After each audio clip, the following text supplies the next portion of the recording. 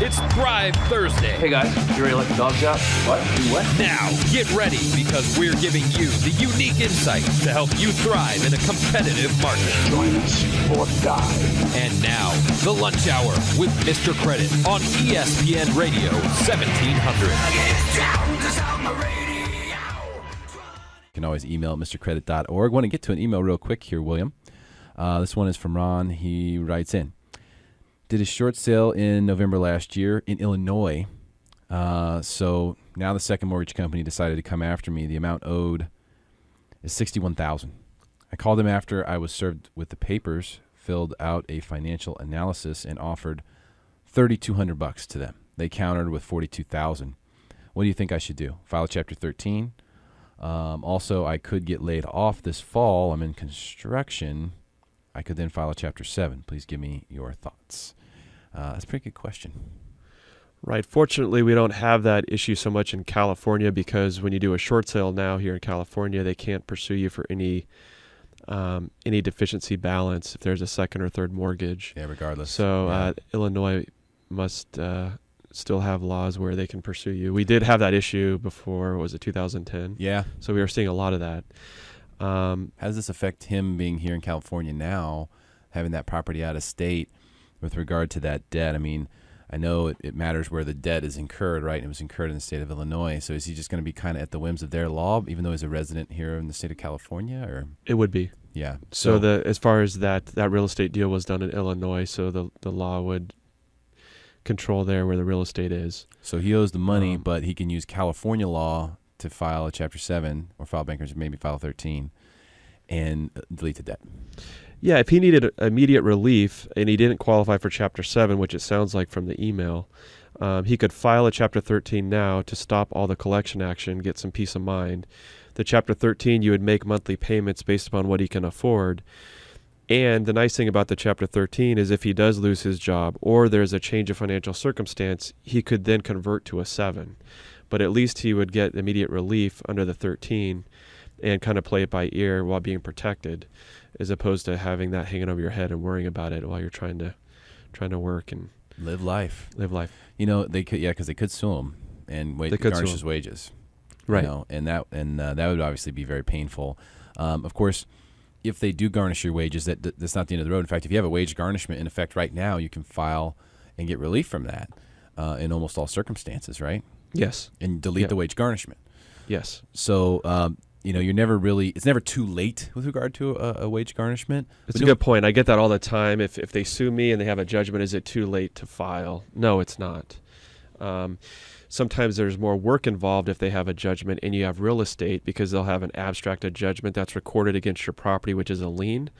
And then when you file Chapter 7, it takes away all the personal liability, but then we have to go and file another motion to avoid that abstract judgment lien on your property. Otherwise, you could come out of the Chapter 7.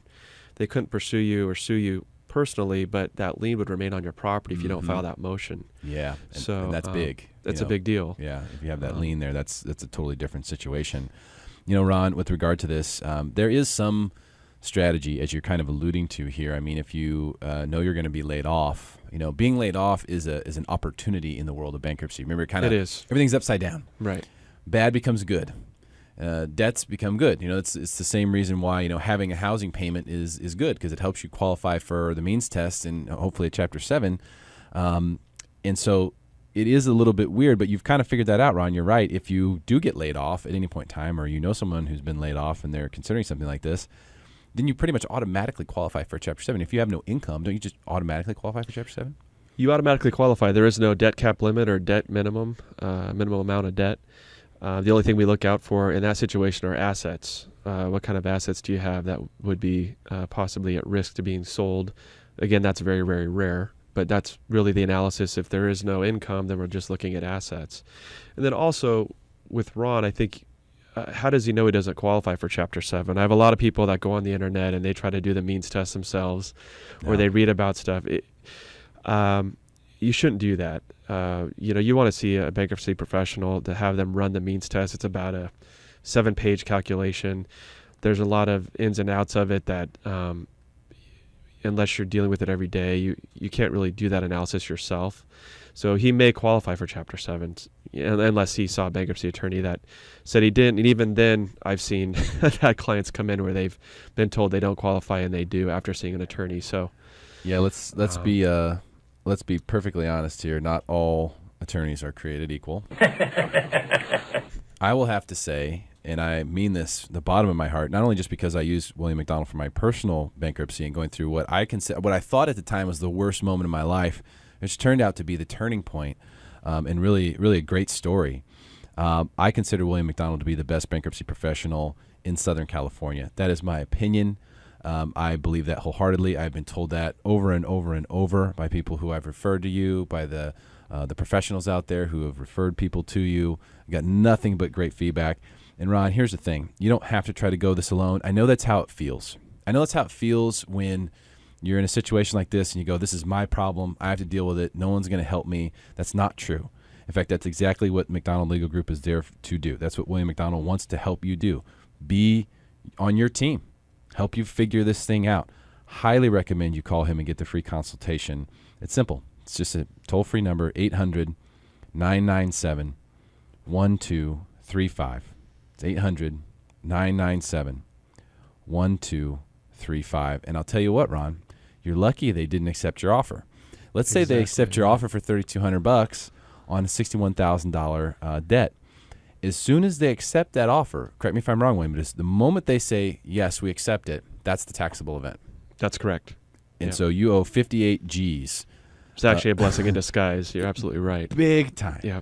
Because now you're going to take that 58,000, put it on the top of your tax return, and working in construction. He's already making good money, so that's going to be a huge hit. Huge. I mean, you might end up owing $20,000 to the IRS when that's all said and done.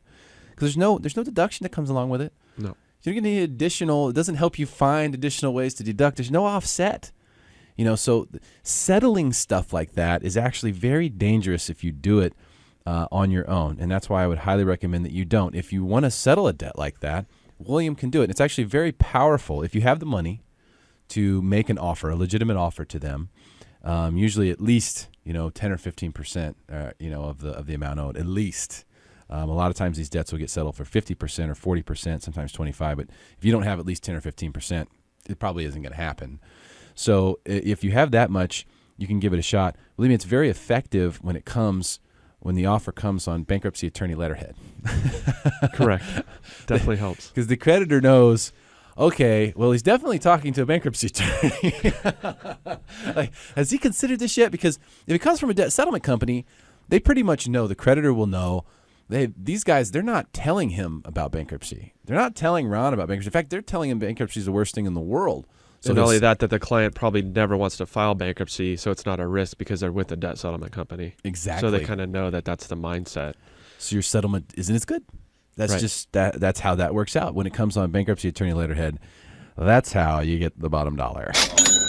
And that's exactly what we're trying to do for you. You can get your free consultation with William McDonald from the McDonald Legal Group. Do what I did. If you or someone you know is experiencing difficult financial times, you do not have to go it alone. The laws are set up to be in your advantage. You just have to know how they work. 1-800-997-1235 is the number. It's 800-997-1235.